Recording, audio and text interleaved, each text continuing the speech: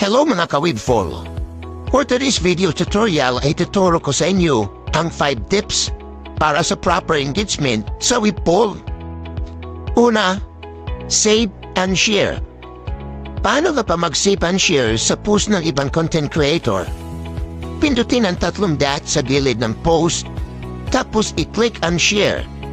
Pagkatapos, may lalabas na save, share. I-click ang save button at automatically na-save na yun sa gallery mo. Pagkatapos mo i-save ang photos o video, i-post mo ito in any island group. After that, counted na yun sa account mo na nakapag-share at save na kayo. Pamalawa, follow to follow. Kapag may mag-follow sa iyo, make it sure to follow them back. Itap mo yung followers under sa profile mo at pindutin mo yung My Plus logo sa gilid right side. Gawin mo lang everyday. Minimum of 150 users na followers ang pwedeng ma-add mo bawat araw.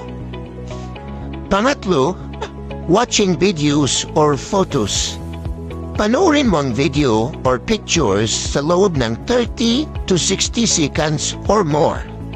Pwede mo rin tapusin bago magbigay ng like at comments. Huwag sunod-sunod ang like react sa isang video o picture para iwas ban sa iyong account. Pang-apat, comments. Mag-comments ka every post na dadaan sa inyo na galing sa iba't ibang author o creator. Dahil, if they're going to like your comments, makaka-open ka ng bagong badge. Panglima, likes.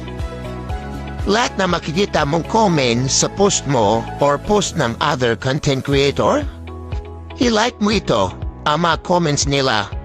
Dahil pag ginawa mo ito, may posibilidad na mag-like back or comments din sila sa iyo at i-visit nila ang mga post mo sa iyong account.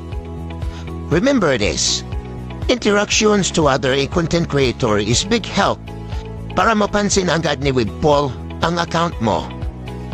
At syempre, consistent ka rin sa pag-upload ng mga videos and photos sa account mo. Tips. Sa bawat post mo, maglagay ka ng mga username sa mga bigating content creator, especially sa mga Webpoll ambassadors, attach hashtags at Webpoll